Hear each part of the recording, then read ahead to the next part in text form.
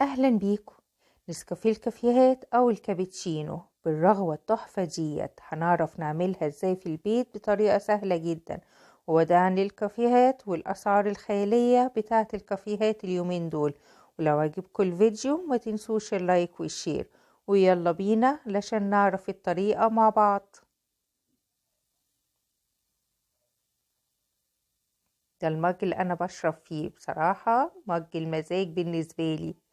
معايا معلقتين من النسكافيه أو القهوة سريعة الذوبان، وزيهم معلقتين من السكر، وربع كوباية صغيرة من المية. ممكن نقلل المية لو احنا حابينها انها تكون رغوة اتقل كمان، ونضربهم بالهاند بلندر، او ممكن كمان نضربهم بمضرب البيض، او لو عندك المضرب اليدوي تقدري تضربيها، بس المضرب اليدوي هياخد فترة طويلة. او كمان بالمعلقة، نقدر ان احنا نضربها بالمعلقة كده، بس ديت بتاخد مجهود ومش هتطلع الفوم بتاعها عالي قوي كده. شايفين هتبتدي ان هي تفتح معانا لحد ما تبقى بالشكل ده.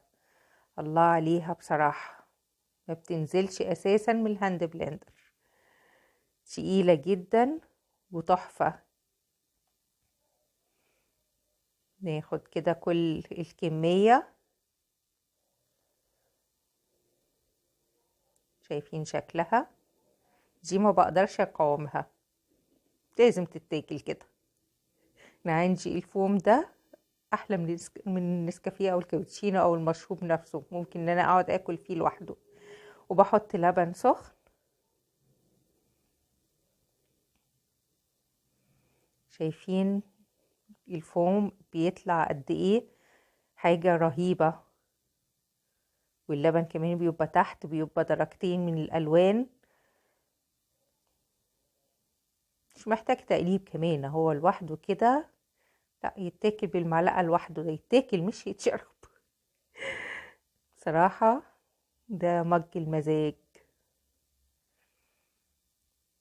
نزينها بحاجة بسيطة كده من النسكافيه من فوق،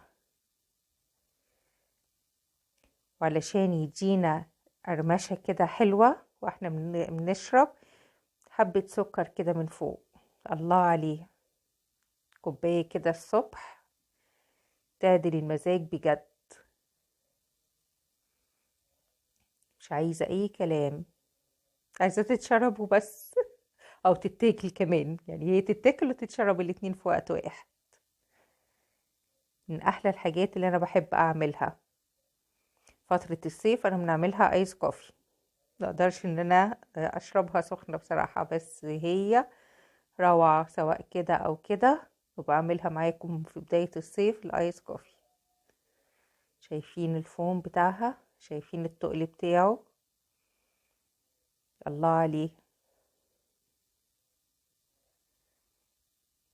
الصورة لوحدها حكاية. اتمنى ان الفيديو يكون عجبكم، ولو عجبكم الفيديو ما تنسونيش في اللايك والشير. شكرا ليكم وشكرا للمشاهدة، واشوفكم في فيديو جديد واقول لكم سلام.